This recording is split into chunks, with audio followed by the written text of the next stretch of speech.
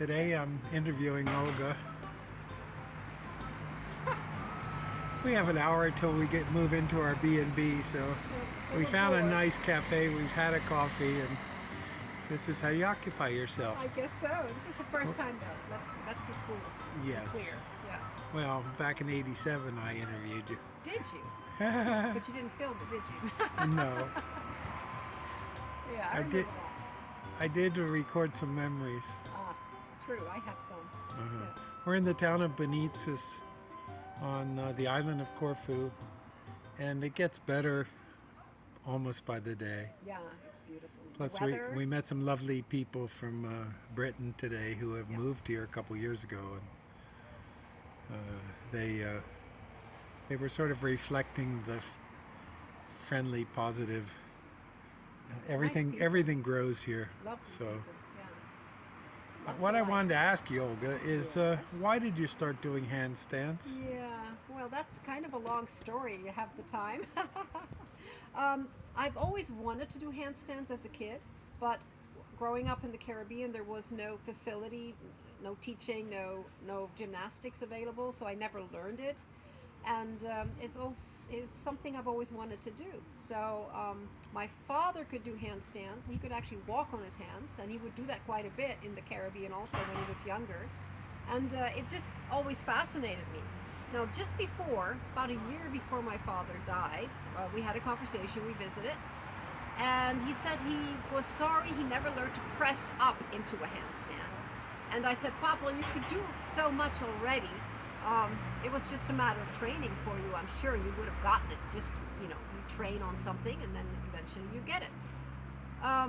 The next thing I said was I'd be just happy to be able to kick up to the wall because, I knew as a kid I couldn't manage it, and I'm quite sure I couldn't do it then, which was age 60 or something.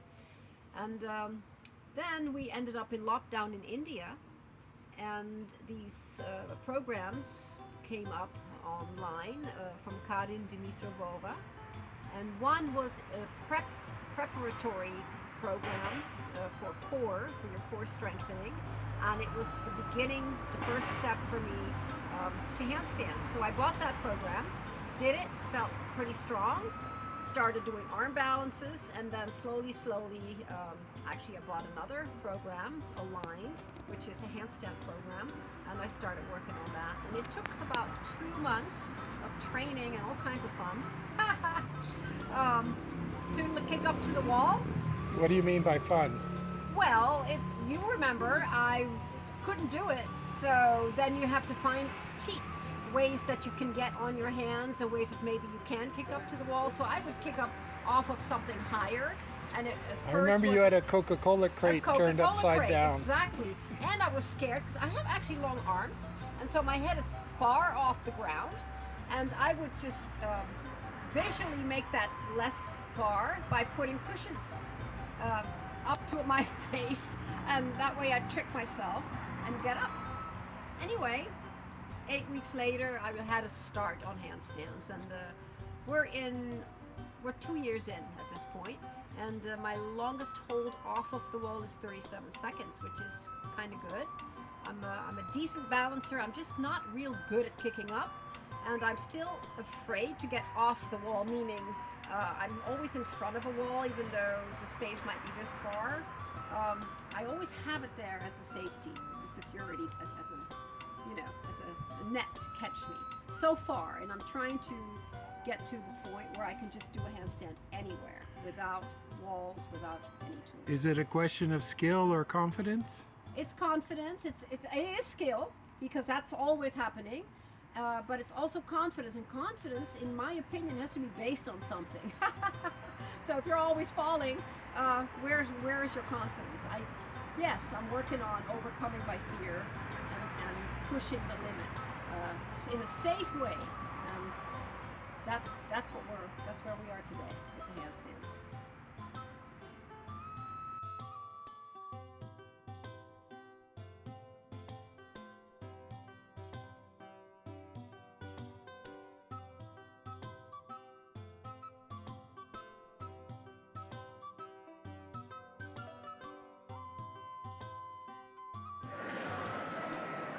It's fly to Compostela Day, and we made it to the airport by bus. It's June 2nd, and we're leaving Gran Canary, Canary Islands, in a couple hours.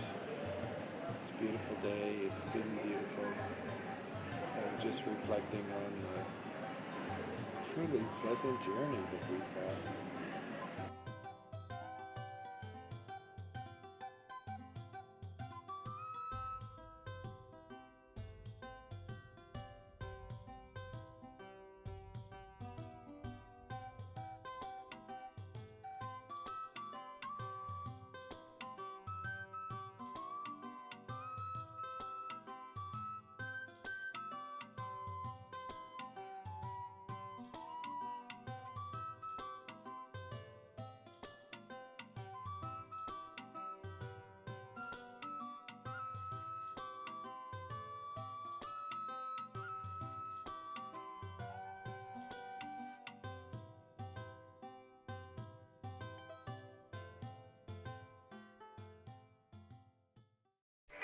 If you like, please subscribe.